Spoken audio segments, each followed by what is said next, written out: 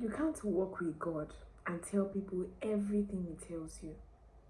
Man of God, that is not the way. As a matter of fact, God likes secrecy. And this is my own idea of him. He likes secrecy, right?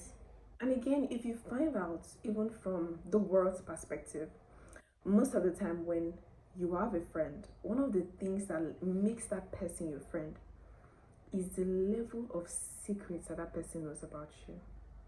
Because many things, all the things that person you call your friend knows are things that not everybody knows. That's why a person is your friend. Like, not everybody knows all that about you. Do you get? The friend is someone you can rely on, you can depend on. So when you start to get close to God, he reveals mysteries to you.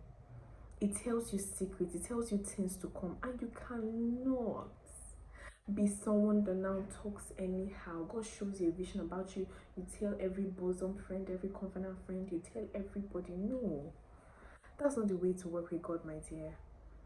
Right? So in this journey, that's why I'm telling you, as you journey and as we journey, because I'm not feeling comfortable with you guys, like you guys are my friends. So as we journey together to dive into God, to understanding, and for him to now become a part of us, we must make sure that that relationship we have with God becomes a covenant. It becomes a friendship, because now I'm just helping you to build that relationship with him. The point is you going to meet him and building the relationship by yourself, because that's what I want you to do. Building a relationship with God is the secret to everything. I was going to post something today out that money comes in two ways. It's that it comes from God or it comes from, you already know what the opposite is. So it has to come from God. My success has to be God's success. It's a God kind of success. It's not a word kind of success. I'm not going to be successful and tag it to the word, or tag it to my skills, or tag it to how I speak, or tag it to my beauty. No, the success is stemmed from the place of God. The idea was bettered from God, and I like it that way. I honor him that way. He's my father. And that's how you should give honor to whom honor is due. I paved the way for it. If I'm to lie down on the floor, let him pass. It's gonna pass because he's my God. Do you understand? I've surrendered. Okay. Anyway, what I'm saying is